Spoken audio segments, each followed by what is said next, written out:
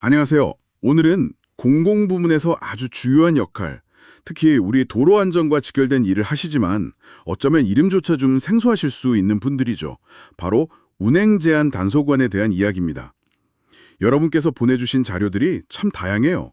인포그래픽부터 심층 보고서, 정책 제안서, 그리고 현장 상황을 담은 유튜브 영상 내용까지. 이걸 토대로 이분들과 구급 공무원 사이의 보수격차 문제를 한번 깊이 파헤쳐 보려고 합니다. 자료들을 쭉 훑어보니까요, 이게 단순히 월급 액수 차이 그런 걸 넘어서는 문제더라고요. 상당히 구조적인 문제점들이 보이고 심지어 법 개정을 통해서 이걸 해결해야 한다 이런 주장까지 나오고 있습니다. 그래서 이번 시간에는 이 보수격차가 구체적으로 얼마나 되는지, 또 왜 발생하는지, 그리고 이게 왜 단순한 임금 문제를 넘어서서 우리 사회의 어떤 공정성 문제와 연결되는지 좀 명확하게 이해하는 걸 목표로 삼아보죠. 자, 그럼 본격적으로 시작해볼까요? 네, 그럼 가장 먼저 눈에 띄는 거 역시 보수 격차 규모부터 좀 짚어봐야 할 것 같아요. 여러 자료에서 공통적으로 지적하는 부분인데 특히 오래 근무할수록 차이가 확 벌어진다는 점이 좀 인상 깊었습니다. 구체적으로 어느 정도 수준인가요? 네, 그 자료들을 종합해서 분석해 보면요. 그 차이가 생각보다 상당합니다. 예를 들어서 30년, 그러니까 만기 근무한 최고 호봉, 30호봉 기준으로 딱 보면요. 구급 공무원하고 운행제한단속원 월 총보수액 차이가 161만 원 이상으로 나타나거든요. 와, 월 161만 원이요? 네. 그리고 전체 경력 기간의 월 총보수를 평균 내봐도 매달 약 119만 원 정도의 격차가 꾸준히 발생하는 걸로 분석되고요. 적지 않은 금액이죠. 근데 여기서 정말 주목해야 할 포인트는요. 이 큰 격차가 단순히 기본급 차이 때문에만 생기는 건 아니라는 겁니다. 물론 기본급 차이도 있습니다. 기본급도 차이가 있긴 하군요. 네, 있죠. 한 보고서를 보면 운행제한 단속원의 기본급은 평균적으로 같은 경력의 구급 공무원의 한 88% 수준, 그러니까 월 평균 한 33만 원 정도 낮다고 분석이 돼요. 근데 이게 전부가 아니라는 거죠. 그렇군요. 그럼 기본급 말고 이 격차를 만드는 더 큰 요인이 있다는 말씀이시네요. 바로 그렇습니다. 이게 자료 분석의 핵심적인 발견인데요. 전체 보수 격차의 거의 70%, 많게는 75%까지 차지하는 게 바로 수당입니다. 수당이요? 네, 공무원에게는 지급되는데 운행 제한 단속원에게는 지급되지 않는 그런 특장 수당들이 이 격차의 아주 주된 원인이라는 거죠. 아하, 수당. 어떤 종류의 수당들이 주로 언급되나요? 자료들 보니까 특히 장기 근무에 대한 보상이라든지 아니면 부양가족 유무, 직책 수행, 아니면 업무 성과 관련된 거 그런 수당들에서 차이가 크게 나는 것 같던데요. 정확히 보셨습니다. 대표적인 것들이 바로 전근수당, 그리고 전근수당 가산금, 이건 오래 근무한 것에 대한 보상 성격이 강하고요. 그리고 부양가족 있으면 받는 가족수당, 또 특정 직책 수행에 따르는 직급보조비, 마지막으로 연간 업무 성과에 따라 지급되는 성과상여금, 이런 것들이 있습니다. 바로 이 네다섯 가지 핵심 수당들이 운행제한 단속원 보수체계에는 아예 빠져 있거나 아니면 아주 미미하게 반영되어 있어서 총 보수 격차를 그야말로 눈덩이처럼 불리는 그런 구조적인 원인이 되고 있습니다. 결국 이 문제는 기본급 자체의 차이라기보다는 어떻게 보면 공무원 보수 체계의 상당 부분을 차지하는 이런 수당 설계에서 운행제한 단속원이 좀 배제되어 있다. 이 점이 핵심이라는 거군요. 그리고 그게 전체 격차의 거의 3, 4월 만든다는 거고요. 와. 네, 바로 그 지점이 정말 중요합니다. 특히 근속 연수가 쌓일수록 이 수당들의 영향력은 점점 더 커지거든요. 예를 들어 정근수당은 장기 근속에 대한 보상인데 운행 제한 단속원들도 당연히 수십 년간 장기 근속을 하잖아요. 그럼요. 또 성과상여금은 업무 실적에 대한 보상인데 이분들도 도로 파손 예방이라는 명확한 성과를 내고 있고요. 그런데 현재 제도 아래서는 이런 장기 근속의 가치나 업무 성과가 보상 체계에 제대로 반영되지 못하고 있는 셈입니다. 그런데요, 이 격차가 시간이 흐를수록, 그러니까 경력이 쌓이면 쌓일수록 더 심화된다는 점도 좀 심각해 보입니다. 한 보고서에서 되게 흥미로운 시뮬레이션을 했더라고요. 9급으로 시작한 공무원이 현실적으로 6급까지 승진하는 그런 30년 경로를 가정했을 때 운행제한 단속원과의 보수 격차가 어떻게 변하는지 이걸 보여줬는데 결과가 어땠나요? 그 시뮬레이션 결과는 상당히 좀 충격적입니다. 자료에 따르면요. 입직 첫 해에는 월총 보수 격차가 한 81만 5천 원 정도였는데 이게 30년 후에 공무원이 6급까지 승진한 시점에서는 이 격차가 월 338만 7천 원까지 벌어집니다. 네, 월 338만 원이요? 30년 차에? 네, 무려 4.2배나 증가하는 거죠. 처음보다. 4.2배. 와, 정말 엄청난 차이네요. 이게 어떻게 이렇게까지 벌어지는 거죠? 그렇죠. 이게 공무원의 경우에는 아시다시피 중간중간 이루어지는 승진이라는 게 있잖아요. 이 승진이 보수를 계단식으로 크게 끌어올리는 뭐랄까 일종의 퀀텀 점프 구간 역할을 합니다. 아하, 퀀텀 점프. 네, 반면에 운행 제한 단속원은 별도의 승진 체계가 없다 보니까 상대적으로 낮은 기본급 테이블 안에서 그냥 호봉, 그러니까 매년 근무 연수에 따라 조금씩 오르는 그 급여 단계 상승만으로 보수가 아주 완만하게 증가하는 거죠. 여기에 아까 말씀드린 그 핵심 수당들의 부재까지 겹치니까 이게 시간이 갈수록 격차가 기하급수적으로 벌어질 수밖에 없는 구조인 겁니다. 야, 이거 평생에 걸쳐 받는 총소득으로 환산하면 정말 뭐 수억 원대 차이가 그냥 발생할 수 있다는 계산이 나오겠네요. 이건 정말 개인의 삶에 엄청난 영향을 미치는 수준인데요. 그럼 잠시 이 숫자 얘기에서 좀 벗어나서요. 이런 보수 격차를 감수하면서 이분들이 실제로 어떤 일을 하시는지 이걸 좀 더 구체적으로 들여다볼 필요가 있겠습니다. 보내주신 유튜브 영상 내용이 저도 상당히 인상 깊었거든요. 도로 위에서 정말 중요한 역할을 하고 계시더라고요. 네, 맞습니다. 운행제한 단속원은 우선 그 도로를 조기에 파손시키고 때로는 대형 교통사고의 원인이 되기도 하는 과적 차량, 그러니까 무게 제한을 어긴 차량을 단속하는 게 주 업무입니다. 근데 단순히 무게만이 아니라요. 허용된 높이나 폭, 길이를 초과하는 그런 규격 초과 차량들도 단속 대상이죠.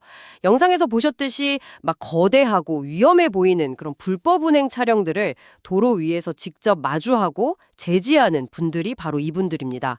어떻게 보면 우리 사회의 중요한 기반 시설인 도로를 보호하고 교통안전을 지키는 최전선에 계시다고 할 수 있습니다. 그리고 영상에서는 이분들 업무 환경이 상당히 위험하다는 점도 아주 생생하게 보여주더군요. 단속 과정에서 운전자들의 거친 항의나 폭언은 거의 일상이고 심지어 단속 피하려고 차를 버리고 도주하거나 단속 장비나 사무실 쪽으로 차로 막 돌진하는 아찔한 상황. 고의로 단속 차량을 들이받는 그런 충격적인 사례까지 언급되더라고요. 그렇습니다. 상대하는 차량들 대부분이 대형 화물차고 또 생계와 직결된 문제 때문에 운전자들의 저항이 아주 격렬할 때도 많죠.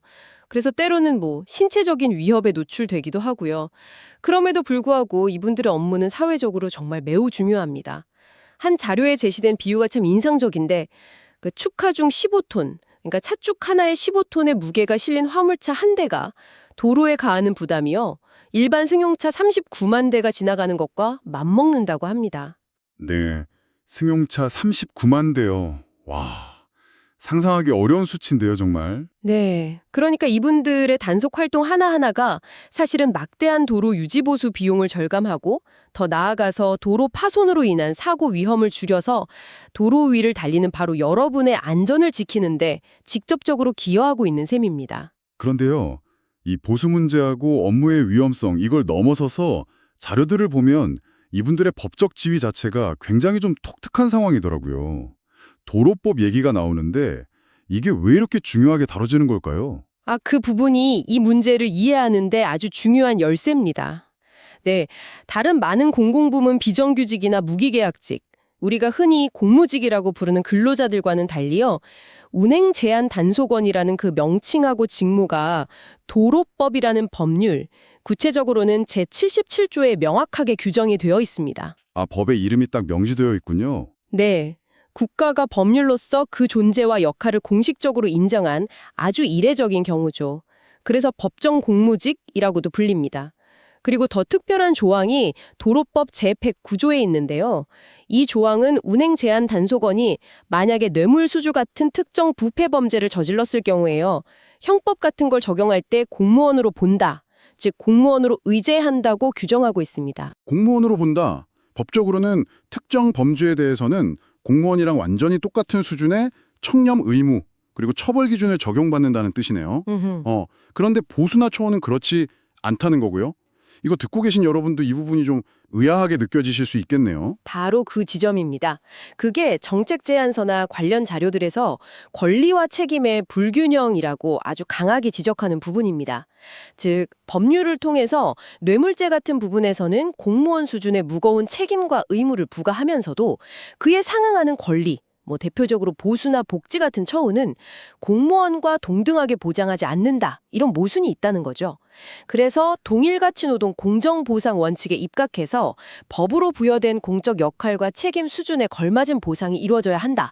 이런 주장이 나오는 겁니다. 자료들을 보면 또 이런 주장에 대해서 예상되는 반론들, 예를 들면 어려운 공무원 시험 통과 안 했으니까 차별은 당연한 거 아니냐라든지 채용 경로가 다르니까 처우도 다른 게 맞다. 이런 식의 시각도 있을 수 있잖아요. 거기에 대한 반박 논리도 구체적으로 제시되어 있던데요. 그 요지는 뭔가요? 네, 그 부분에 대한 반박 논거들이 몇 가지 제시됩니다. 첫째는 이분들이 요구하는 건 공무원 신분을 달라는 게 아니라는 거죠. 그게 아니라 자신들이 실제 수행하는 업무의 가치 그리고 법적 책임에 부합하는 공정한 보상 체계를 마련해 달라는 겁니다. 둘째는 채용 방식의 차이가 노동 가치의 우열을 결정하는 기준이 될 수는 없다는 주장입니다. 예를 들어 공무원 공채 시험이 주로 일반 행정 역량을 검증한다면 운행제한단속원 채용은 과적 단속이라든지 차량 통제, 현장 대응 같은 특수한 현장 실무 역량을 더 중시할 수 있다는 거죠. 즉, 필요한 역량의 종류가 다를 뿐이지 어느 한쪽의 가치가 다른 쪽보다 우월하다고 볼 근거는 딱히 없다는 그런 논리입니다. 역량의 종류가 다르다. 네. 그리고 셋째, 특히 아까 언급된 그 수당들 있지 않습니까? 예를 들어 장기 근속에 대한 보상인 정근수당이나 업무 성과에 대한 보상인 성과상여금. 이걸 이분들에게 지급하지 않는 것은 해당 수당 제도가 가진 본래의 취지에도 좀 어긋난다는 지적이 나옵니다. 그러니까 30년간 한 직장에서 헌신한 그 장기 근속의 가치나 도로파손 예방이라는 명백한 업무 성과를 단지 채용 방식이 다르다는 이유만으로 인정하지 않는 것은 좀 불합리하다. 이런 거죠. 그렇군요. 이게 단순히 시험을 봤냐 안 봤냐의 문제를 넘어서서 실제 수행하는 노동의 가치, 그리고 법적인 책임, 또 보상제도의 어떤 형평성 문제, 이런 관점에서 접근해야 한다는 말씀이시네요. 그럼 이 구조적인 문제를 해결하기 위해서 구체적으로 어떤 방안들이 제시되고 있나요? 단순히 임금을 얼마 올려달라 이런 요구는 아닌 것 같던데요. 네, 맞습니다.